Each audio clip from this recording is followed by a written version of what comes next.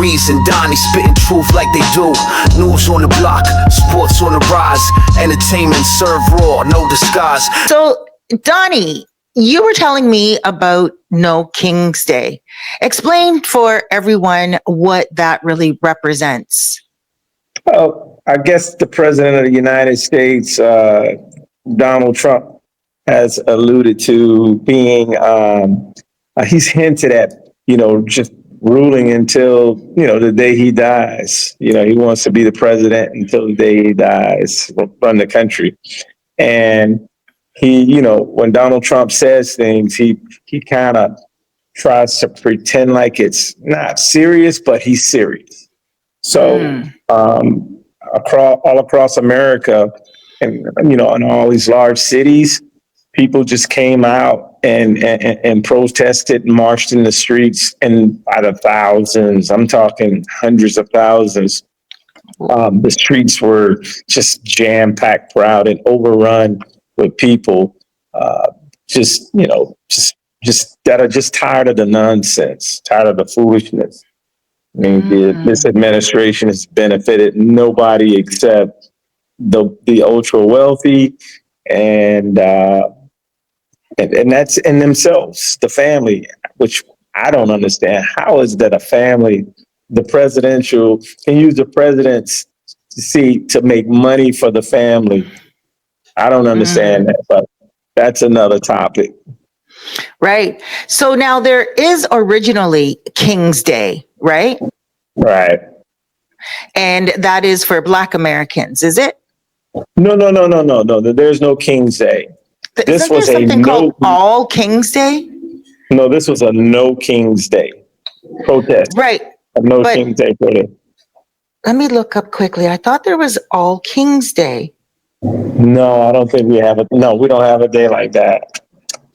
Okay, let me just ask ChatGPT quickly. Sure. Is there something called All King's Day for Black Americans in the United States? No.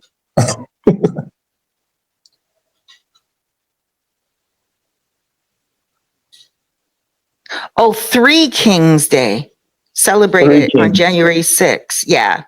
And it's Latino. Okay. Oh, it's King's Day is here in the Dominican Republic. Never mind. Okay. Never mind. King's Day is right here where we live. All right. So no King's Day. And so, this is what I find really comical about it, right? Because when people start talking about reigning forever, when people start, talking about, oh, I'm going to do this and I'm going to do that, nothing anybody can talk about is going to happen tomorrow because he's not God.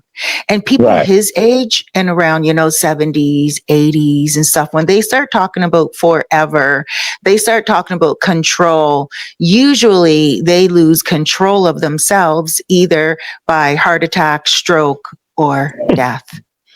And he's at that age right now, and they were rumoring that he actually did have a stroke about a month ago. And there was part of his left side or right side hanging down when he was talking a little bit. And so, when people speak out and they start talking like that, the frustration really starts to go overboard. And he's only been in now for a year. And I don't know, man. There's so many rumors of civil war. Do you think you guys will go through another civil war? It seems like it's headed there. It really seems like it's headed there because, you have all of these, you just have all of these issues that are coming up, and every issue, anything bad, they want to put it on the minorities. They put it on the minorities, and his base eats that up. They're taking your jobs. They're coming here, they're taking your jobs. There's drugs, they're bringing in drugs, they're rapists. And, anything he says, they eat it up without doing any research. And believe me, the other side, they're ready for it. They're not gonna, they don't take any of this lightly. They're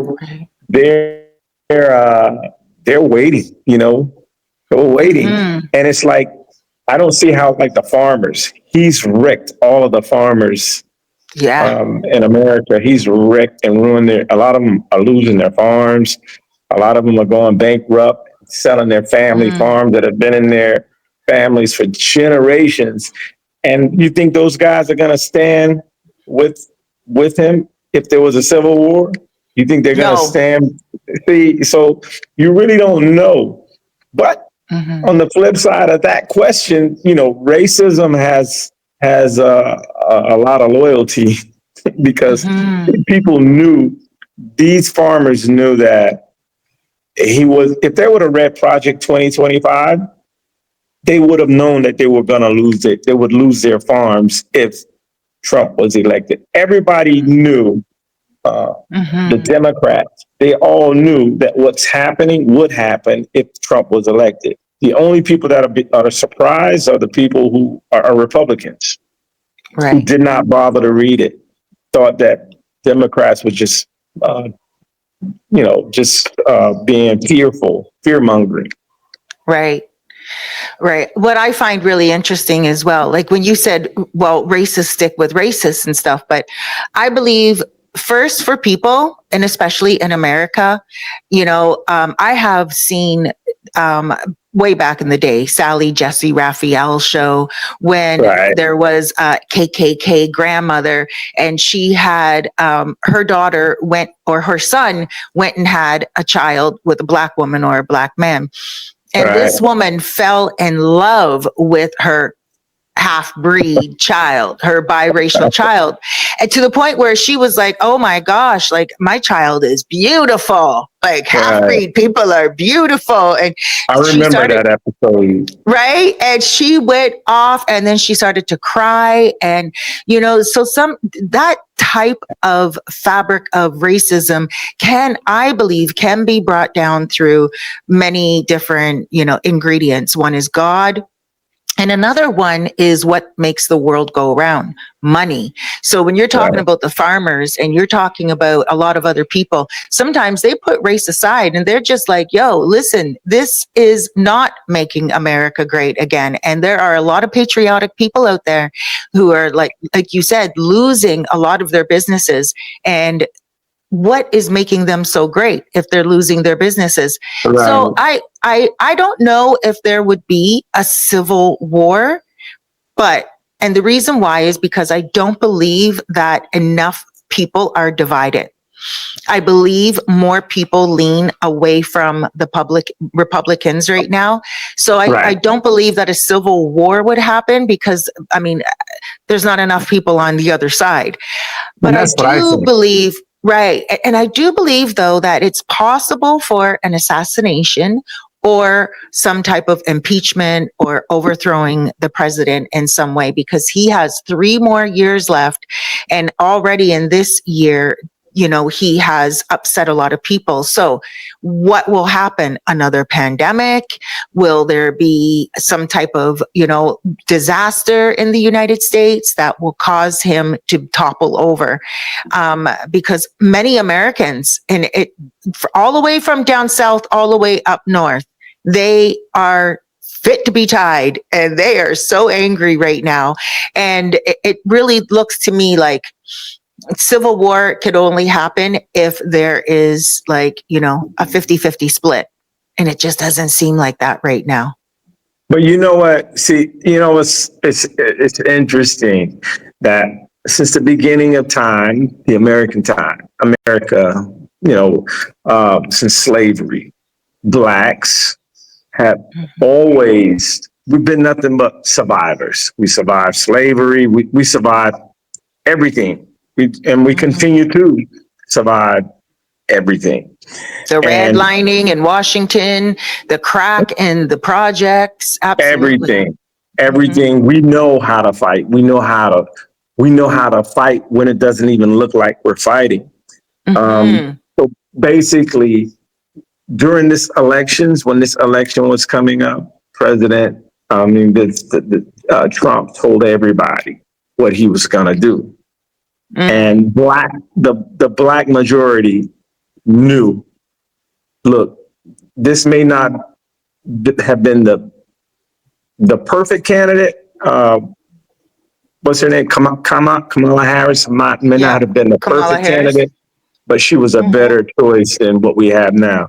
And as a Right. result of people just, just not wanting to vote, gather themselves to vote for Kamala, this is what Mhm. they get. And a lot of Right. blacks are we're sitting back. We're not fighting because we told them Mhm. this would happen. Right. Mhm. There's just so much going on in the United States right now as well, where it just seems like, you know, I couldn't imagine, and I wouldn't want to put any salt, like as they say in Jamaica, any negativity on the United States right now. But there does seem like, that they're I don't see World War III. I don't see, like I said, a civil war, but there's got to be something. And, I don't know, JD Vance, if anything does happen to Trump, JD Vance does take over, but he seems like he's a little bit different. I mean, he comes from a junkie mother, a meth mother. Do you know that? Yes. Yeah. So, Hillbilly ideology. yeah, hillbilly meth taking mom. And I don't say this to laugh because I come from the hood in downtown Toronto. And, I know a lot of No, people he who has a are book. He addicted. has a book. He has a book Right. called Hillbilly Ideology. Right, and also a movie on Netflix. So Right.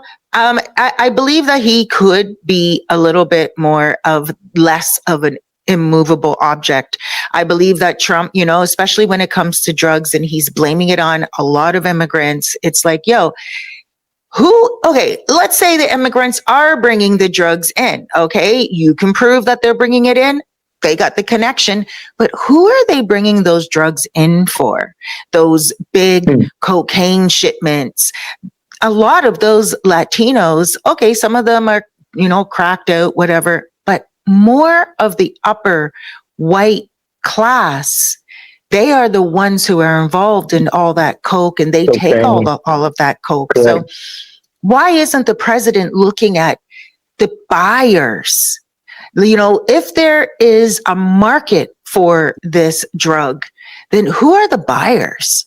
Who, His family members, his right, friends, right. you know, And so he's his not looking at the colleagues. bottom line, right? Right. There's a demand for it. Whenever there's a demand for a certain type of business, people find ways to get it to that demand. And that's just what business is. And him as a businessman, he's like, oh, we got to keep the immigrants out there bringing the drugs in. You don't think that the upper high white class is going to get them drugs somehow, some way?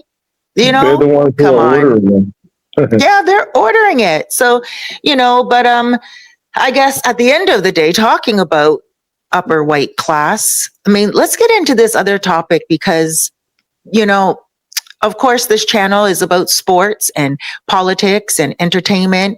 But this one story right here is, I think, a little bit all in one. Of course, politics, because we're going to be talking about Erika Kirk, but then also sports because she's doing something with the NFL for the NFL, and also entertainment. So Erika Kirk, the wife, the widow of Charlie Kirk, has decided that she's going to create her own NFL halftime show, and she's calling it the All American Halftime Show. So, Yahoo! I'm like, what? And she's doing it so blatantly Right. because of Bad Bunny. Now, guys, if you don't know who Bad Bunny is, he is a Latino. He's a singer, and he sings in mostly Spanish. He sings pure Espanol, but he is American because he comes from Puerto Rico. A lot of people don't realize Puerto Rico is a part of the United States. And so when he was chosen to be the front entertainment for NFL, that's when this girl comes out and she's like, oh, we're going to create our own show. I think that's a little racist. I think it is borderline crazy. And I also feel like, what is this? Like, this is Trump's little side hustle there. I don't know what's going on with that one, but I'm like, yo, this doesn't feel right. You know how many artists have sung and performed before on that stage? Even Rihanna, Rihanna, she's not American.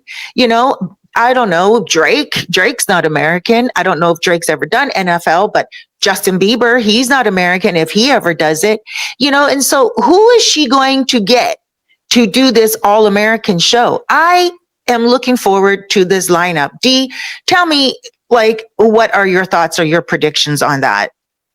Well, it's just,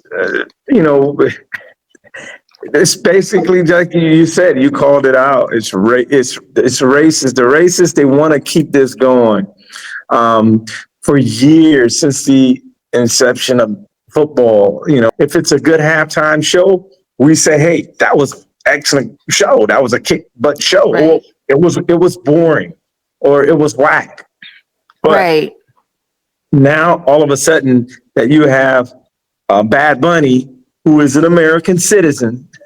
Mm-hmm. And believe it or not, a lot of Trump supporters are just that delusional, and not delusional. They don't, not smart people. A lot of them aren't. Right. They don't, you have to be dumb if you don't know that Bad Bunny's American. He's American. Right. He's Right. from Puerto Rico. Trump is his president, Yes. So, yes. but they think just because he speaks Spanish, he's from another country. Right. But they had on, what was his name? Oh my gosh. Who did they have on last year? What's his name? He battles with Drake. Right. I Oh my can't gosh, think of his Kirk? name, only because Kirk, something Kirk? Oh my gosh. I can't remember his name. I got to look this up. I'm trying to think, what's his name? Yeah.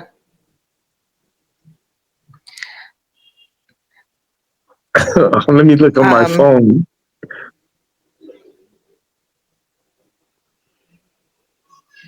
Let me see. Hey Siri, who performed in the Super Bowl last year? NFL. Here's an answer from WeGotThisCovered.com. It's not on there. Shakira and Jennifer Lopez. Kendrick Lamar. Yeah. Kendrick Lamar, and they had Zaza, and so the biggest performances ever were Michael Jackson, Rihanna, Jennifer Lopez, and Shakira, and then of course Kendrick Lamar last year. And these are the performers that the NFL brings out because they know that that's what's going to make the halftime show. I mean, the halftime show only existed because of In Living Color. In Living Color was the one who first brought out an NFL halftime show, and they took all the ratings from the NFL during that moment, and people continued to watch In Living Color instead of going back to the NFL game. So the NFL game was like, we need to put out some really good NFL halftime shows as well. Boom, they brought Michael Jackson out. That was so electrifying. Didn't Tina Turner do it once as well? I don't know. I don't know. You know what? You want to hear something? During the halftime show, I get up and walk off. I don't even watch any of it. I don't care who's performing. When Snoop and all of those guys, Drake, I didn't sit there and watch it. I don't care. I watch football. Now, don't get me wrong. Some people love the halftime show, but that's my time to go pour me a drink. There's plenty of food. I make me a plate of food. I eat and I guzzle me something down. And that's about 20, 30 minutes. I get back to the game, Right. But it's amazing. We're only talking about the halftime show because there's a Hispanic going to be leading, going to be performing. Yeah. And that just goes to show you how that's what America. But it says right here, I just looked right now and it said, I asked, have more Black people performed at the NFL halftime show? Now, there we go. Yes. Over the years, the NFL Super Bowl halftime show has featured many Black performers. Though there's still room for broader representation, here are a few notable: Michael Jackson, Beyonce, Dr. Dre, Snoop, Mary J. Blige, and the most recent halftime show, Kendrick Lamar. If you like, I can pull together a historical list. Yes. No, those are great entertainers you just named. Probably greatest entertainers of all time. Michael Jackson, Right. Prince. Yes, Prince did it too. Wow. Yeah, I was at that Super Bowl. I was working. I worked at Super Oh, Bowl. wow. And in Miami. And Wow. these are great entertainers who deservedly have paid their dues to perform on a stage like that. Right. But we had Usher, we had The Weeknd, we had Maroon 5. Okay, so there's White in 2019, 2018, Justin Timberlake, 2017, Lady Gaga, 2016, Coldplay, but Coldplay was with Bruno Mars and Beyonce. And then we have 2015 with Katy Perry, but she was with Lenny Kravitz and Missy Elliott. So this is a racist move, D. they don't. Oh, Do you hear any of these same people complaining about throughout the history of the United States? There's only been one black president.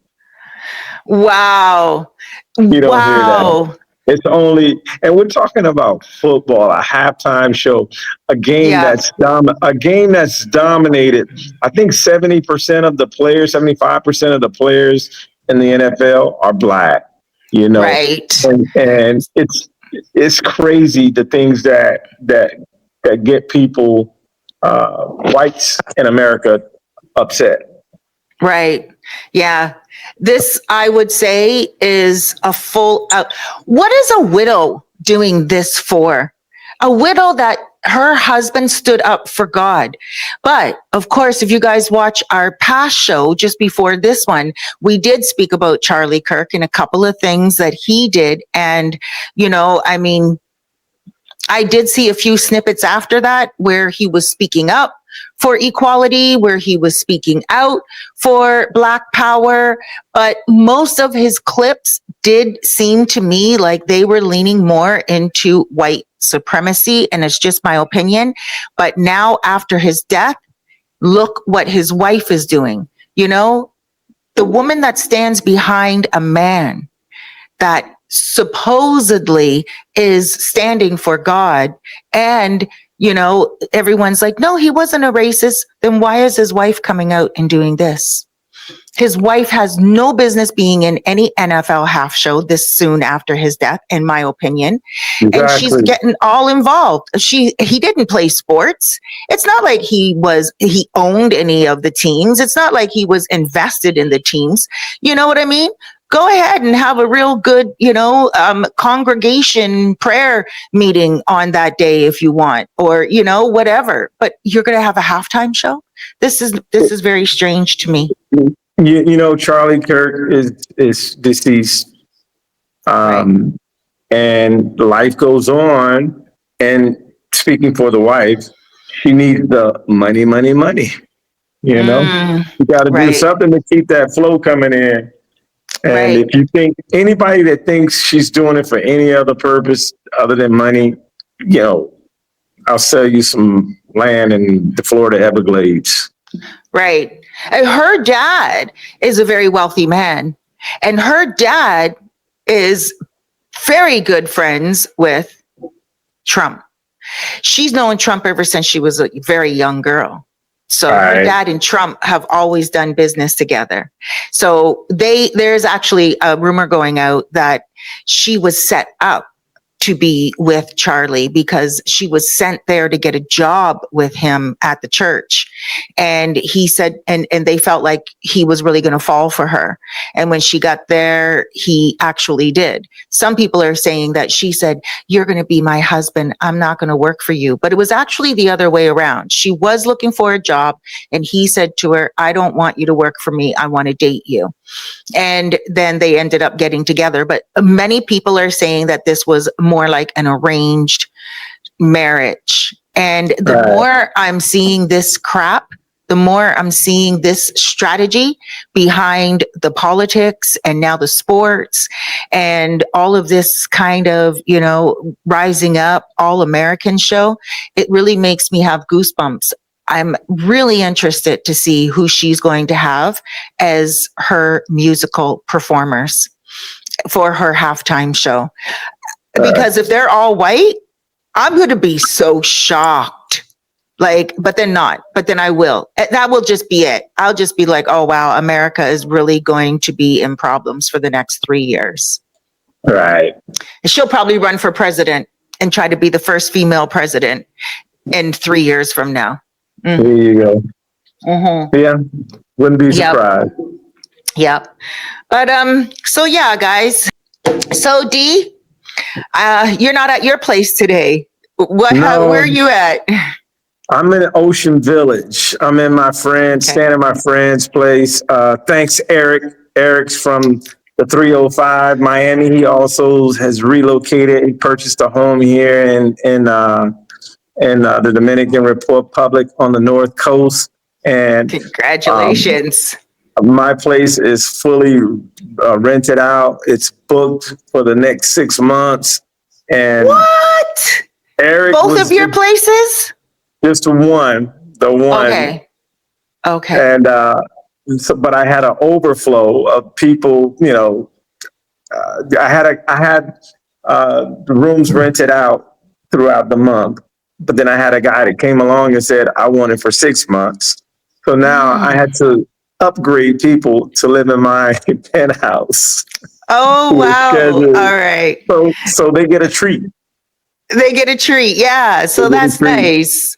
Yeah. Okay, guys. And for those of you who want to come and check out Donnie on the North Coast right here, Donnie, give them your information so they can go online and look at your beautiful properties. You can go on my TikTok page. It's Donnie Jackson. You can follow me on Facebook under Donnie Jackson. You can Google Dimitri's Den. And you can see some beautiful pictures and videos of the place that I have here. Beautiful. And guys, you can contact me as well on Instagram and YouTube. I have a YouTube channel, so I help people relocate to the Dominican Republic. You can give me a shout and I can give you a consultation, 30 minutes or 60 minutes, and fill you in. You can also check out my channel, Cerise Fairfax. All right, everyone. Be good to yourself. D?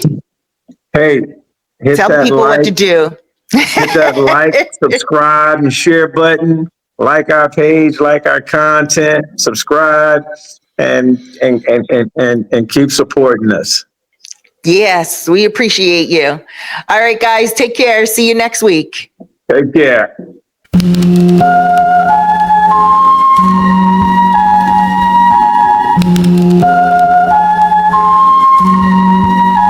Shake it him.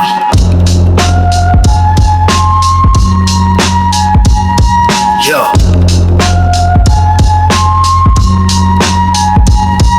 Mic check 1 2. It's the rundown crew. Cerise and Donnie spitting truth like they do. News on the block, sports on the rise. Entertainment served raw, no disguise. Got the streets buzzing from the east to the west. Every headline dissected, they bring the best. Cerise with the heat, Donnie's got the flow. 2 voices, 1 mic, let the knowledge grow. Take 2, rundown, you know the sound. Truth in the hustle, breaking new ground. Take 2, rundown, where the real gets found. Tune in, lock in, it's the illest around. Cerise dropping gems, sharper than the blade. She's the queen of the mic and she's never afraid. Donnie's got the stats, numbers on his tongue.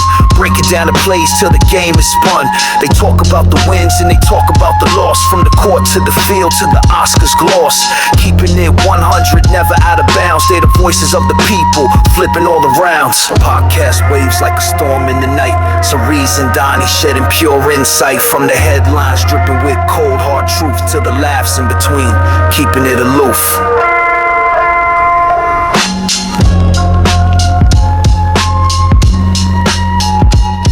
So,